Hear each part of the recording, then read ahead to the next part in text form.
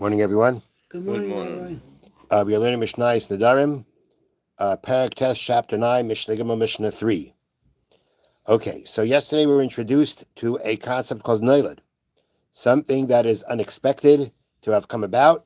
We have a machlekes before, an argument in the previous Mishnah, whether you can use it as a Pesach or not. Now, the Mishnah continues. Rabbi Meir says, Yesh devarim shein kanoilad ve'en kanoilad. There are things that are like noilad, but are not treated as noilad. The ein chachamim ma'adim loy, but the chachamim do not agree with him.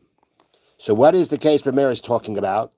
That he's saying that you have a case that is like noilad, but not treated as noilad. Ketzad, how is this? Amar, a person said, Kainim sheini noisei as plainis. He makes a neder that he will not marry this and this woman. Let's say he forbids her to have benefit from him, or he forbids himself to have benefit from her. Why? Shaviyara. Her father is a bad guy. So he says, he makes the neder that he's forbidding himself to marry this woman, he says, because her father is a bad person. Amrulai, and then they told him, Mace, he died. After he made the neder, they told him the guy died. Aishasa teshuva, or he did shuva. He's not a bad person anymore. So he made the neder, because at that point of time, he was alive and a bad person. And then they tell him things have changed. Or another example, Kainim labayis sheini nechnas. He makes a neder. He says, Konam, that I will not enter this house. He forbids himself from entering the house. Because there's a mad dog in there. Or there's a snake in there. Okay, Amrulai, and then they told him after he made the neder, the dog died, or the snake was killed. Says Reb Meir, Harein Kanoilad, ve'ein Kanoilad. They are like noilad, but not treated like noilad. And the chachamim do not agree with him. Now, what does this mean? What's going on here? So we say like this. The explanation is that, in essence, the fact that a person would die, that a person is going to die, or do tshuva, it's called noilad. People do die. But again, I think the explanation is, though, that, death is something that's, it's not around us. It's not apparent. It's not there. And therefore, you're not necessarily, when you make the neder, you're not expecting this person to die. Or you're not expecting this person to do tshuva. It's not so simple. He's going to do tshuva. It's not expected. He was going to repent. So in essence, or in the case of the house. In the case of the house, where where the comes out that the dog died or that the snake died. Again, these are all things that essentially are noilad. However, says Rameir, we're not going to treat them like noilad. Why is that? Because imagine if this person would have said that I only want this neder to last as long as the father's alive. He says konam, right? He says konam, that I'm not going to marry this woman because her father is an evil person as long as he's alive. You explicitly stipulate that your neder basically only lasts as long as he's alive. So if he dies, you're allowed to marry her? Certainly could. Because he basically said the neder is only as long as he's alive. Once he's dead, he's gone. In this case, you didn't say that. But in this case, you made it very clear why you are not marrying this woman. It was very clear you're not marrying this woman because her father is an evil person. You said explicitly you gave a reason why you're not going into the house.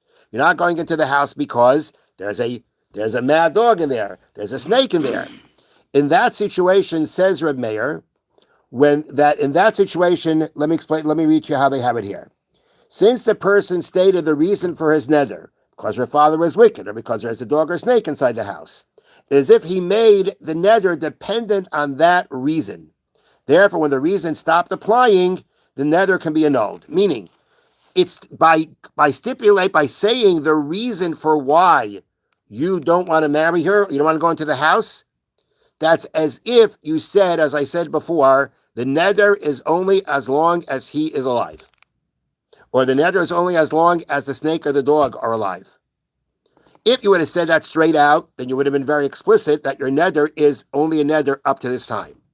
You didn't say that in this case, but by giving the reason as to why you don't want to marry her, then that is considered, at least to some degree, as if you explicitly said the neder should only be a neder if my reason is still around. And therefore, says Reb Meir, so the first explanation to Reb Meir is like this. Being that it's like he said the neder should only last as long as the father is alive, but he never explicitly said that. This is, so to speak, a weaker neder than usual. This is the kind of neder that you could actually use noiled as a Pesach. Since, in essence, we understand very clear that you only mean for the neder to last as long as your reason is there, but you never explicitly said that, that's the kind of neder that can be dealt with in a more lenient way than other nedarim. And even though other nedarim you can't use noiled as a Pesach, here you could. So when the father actually dies, you could. That's your Pesach. That's your Pesach to have the sage annul your neder. That's Reb Meir's opinion. The Chachamim disagree. The Chachamim say no, doesn't help.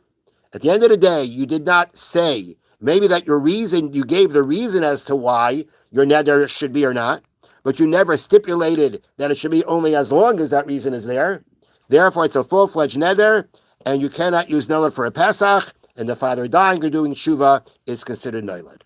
So according to one explanation of Reb Meir, the explanation is that since you gave your reason why you're making the neder, that to a certain degree is as if you stipulated the neder should only be there as long as the reason exists.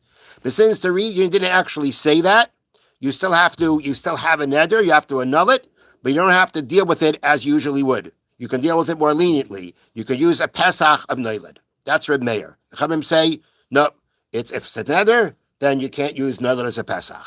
According to some opinions down in the Bar Tanura, you don't even need, according to Reb Meir, you don't even need a heter. You don't even need to go to the Chacham. When you go ahead and you give your reason why you made the neder, that counts just like saying the neder is only a neder as long as the reason is here. If the reason is not here, the neder is over. You don't need to do anything more. That's according to Reb Meir. The Chachamim disagree.